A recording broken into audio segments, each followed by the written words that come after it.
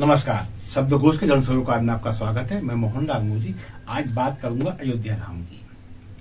आज अयोध्या धाम में प्रधानमंत्री नरेंद्र मोदी का आगमन हुआ और आगमन ऐसा वैसा नहीं हुआ। ऐसा आगमन लोग रोमांचित हो गए। जो पत्रकार वहां कवरेज करने गए उनकी वो खुद कह रहे थे हमारे रोए खड़े हो रहे हैं, रोमांच हो रहा है। इतना अभिभूत है अयोध्या प्रधानमंत्री नरेंद्र मोदी को अपने बीच पाकर, जैसे राम से पहले अयोध्या में हनुमान आ गए हों।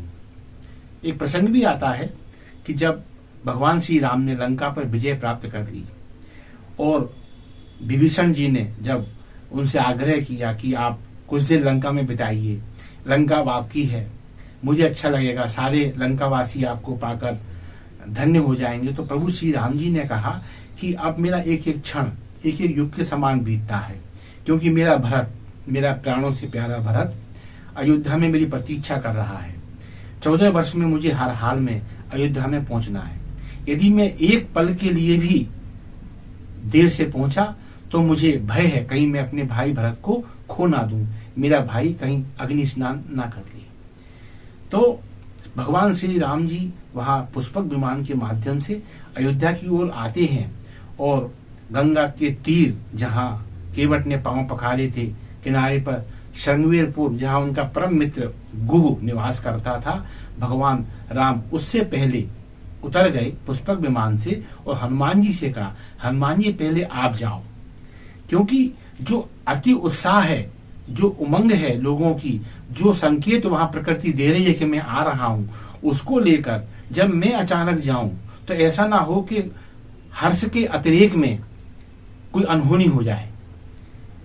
तो हनुमान तुम जाओ पहले और तुम वहां आश्वस्त कर दो कि मैं आ रहा हूं, ताकि सब कुछ मेरे अनुकूल हो जाए। वहां पे लोग मेरे आगमन को लेकर पहले से मन मस्तिष्क से रूप से सहज हो जाएं कि हाँ राम आ रहे हैं।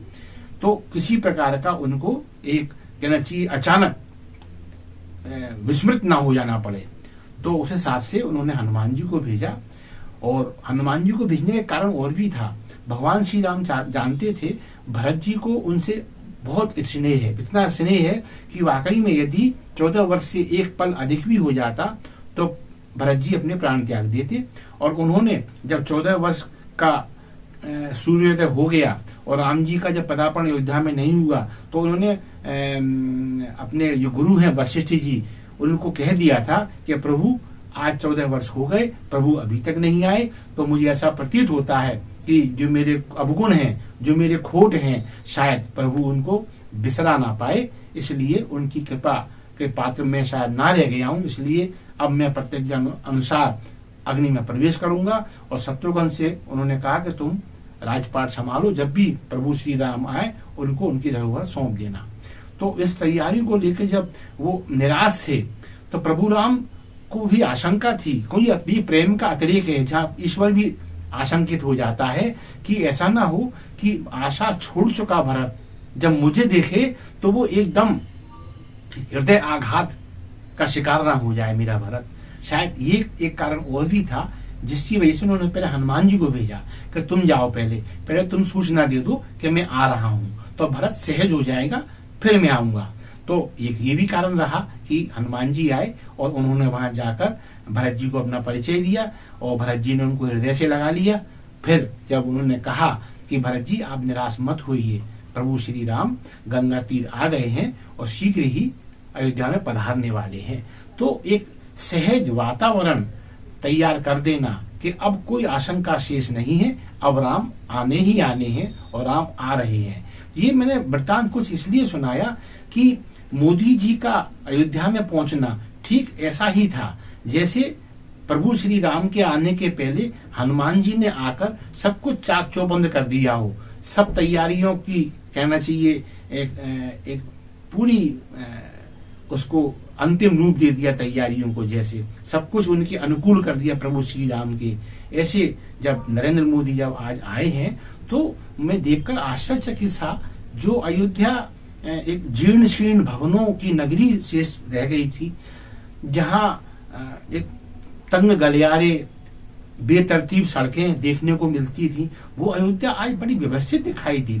एक रूप जैसे जयपुर गुलाबी शहर के रूप में जाना जाता है, ऐसे आज जब वहां के मकानों को, जहां जहां से मोदी जी गुजर रहे थे, उन मकानों को देखा, वहां की दुकानों को देखा, तो एक रूपता नजर आ रही थी। हर जगह प्रभु श्री राम के कहना चाहिए उनके वृतांत का चित्रांकन दीवारों पर दिखाई देता था। और जनसमूह ऐसा कि वाकई में जैसे त्रेता युग में प्रभु श्री राम का पुष्पक विमान बस आने को ही है। इतनी भीड़, इतनी नारियां, इतने पुरुष, और हर जगह एक ही बात, जय श्री राम, मोदी मोदी, जय श्री राम। और साधु संतों की तो ये स्थिति कि वो शंख बजा रहे हैं, घड़ियाल बजा रहे हैं, डमरू बजा रहे हैं, और तो और वो लोग फूल, देखिए ये हर्ष का अतिरेक है कि साधु सन्यासी जहां हर पद से ऊंचा है। कहते हैं ना कि जब प्रभु श्री राम हो चाहे दशरथ जी हो, अयोध्या के सिंहासन पर बैठते थे तो उनके मुकुट का जहां शीर्ष समाप्त होता था, वहां से उनके जो गुरुदेव हैं उनका सिंहासन शुरू होता था। इतना ऊंचा सिंहासन ऋषि मुनियों का हमारे यहाँ माना गया है। ऐसे गुरु वशिष्ठ जी राम जी और दशरथ जी के शीश के ऊपर स्थापित स्थान पर विराजा करते थे। ऐसे साधु संत आज देखने को मिले, तो वे भी हर्ष के अतिरेक में ऐसे डूबे थे कि वो अपने कहना चाहिए उसको परम लाडले प्रधानमंत्री नरेंद्र मोदी पर पुष्प वर्षा कर रहे थे। जय श्री राम, मोदी पुष्प वर्षाएं। बटुकों को देखा, जो वेद पाठी बटुक होते हैं, वो मंत्रोच्चारण करके जैसे मोदी जी का शुभ आगमन का स्वागत कर रहे हो। नृत्यांगना नृत्य कर रही थी, कन्याएं बिल्कुल ऐसे जैसे मीरा का कहते हैं ना कि पग घुंघरू बांध मीरा नाची रे, मतलब लोक मर्यादाओं से परे जाकर कन्याएं वहां नृत्य करती दिखाई दी। तो इन सब चीजों को देखकर ऐसा लगा कि वाकई में जैसे हनुमान जी के आने के बाद जो सुनिश्चित हो गया था, संदेह शेष नहीं रह गया था कि राम जी आ ही रहे हैं। ऐसा आज मोदी का जो वहां रोड शो हुआ उसे देखकर ये विश्वास हो गया, वाकई में अयोध्या त्रेता जैसी हो गई है। अयोध्या मोदी जी को हनुमान के रूप में देख रही है और ये आश्वस्त है, हाँ अब कोई संशय शेष नहीं है। अब 22 जनवरी आ गई है, अब प्रभु श्री राम आ रहे हैं। और हाँ, ये बात मैं एक बड़े उससे कहूंगा कि प्रभु राम का आगमन त्रेता में 14 वर्ष के बाद हो गया था, लेकिन कलयुग में प्रभु श्री राम का ये आगमन 500 वर्ष के बाद हो रहा है। जो नयना ब्रह्म मंदिर यहाँ न्यायालयीन आदेश के बाद और केंद्र सरकार की विशेष रुचि और खासकर उत्तर प्रदेश के मुख्यमंत्री योगी आदित्यनाथ के समर्पण भाव से जो आकार अयोध्या ने लिया है, मैं सिर्फ मंदिर की बात नहीं कर रहा, जो आकार समूची अयोध्या ने लिया है, उस अयोध्या को देखकर ये ऐसा लगता है कि वाकई में ये अयोध्या त्रेता की बन गई है जैसे। और आदमी अब बिल्कुल आश्वस्त हो चला है कि हाँ मेरे राम अब तो आएंगे ही आएंगे। 22 जनवरी को उनकी प्राण प्रतिष्ठा होनी है और लाखों लोगों का वहां आना तय है। ऐसे में अयोध्या का जीर्णोद्धार हो जाना ये वाकई में सुखद संकेत है। आज मुझे मालूम चला, कई लोग बता रहे थे कि अयोध्या का दरअसल जो विकास है वो एक प्रस्फुटीकरण है, कहना चाहिए हमारी जो विश्व गुरु की छवि रही भारत की, उस भारत के गौरवशाली इतिहास का ये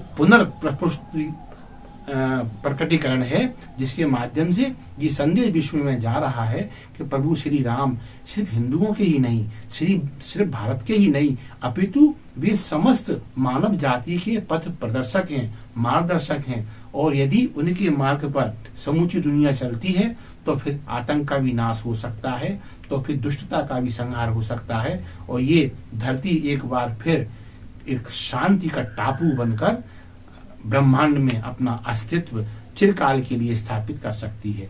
ऐसा भाव अयोध्या में देखने को मिला।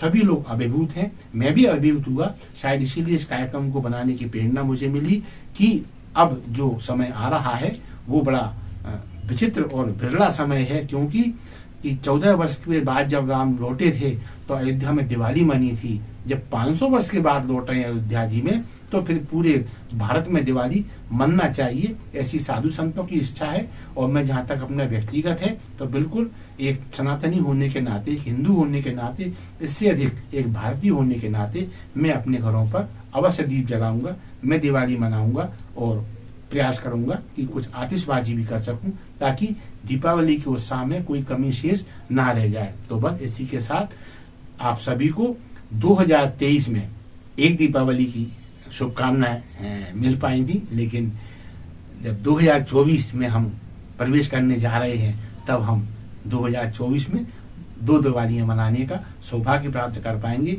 एक 22 जनवरी और एक जिस हमेशा की तरह जो कार्तिक मास में आती है वो दिवाली हम देख पाएंगे। इसी के साथ मैं मोहनलाल मोदी आज विराम दूंगा। आप सभी से मेरी गुजारिश है, हमारे कंटेंट आपको अच्छे लगते हैं प्लीज इन्हें लाइक अवश्य करें, इन्हें शेयर करें। शब्दघोष आपका अपना चैनल है, शब्दघोष को सब्सक्राइब करना ना भूलें। धन्यवाद। जय हिंद, जय भारत, जय श्री राम।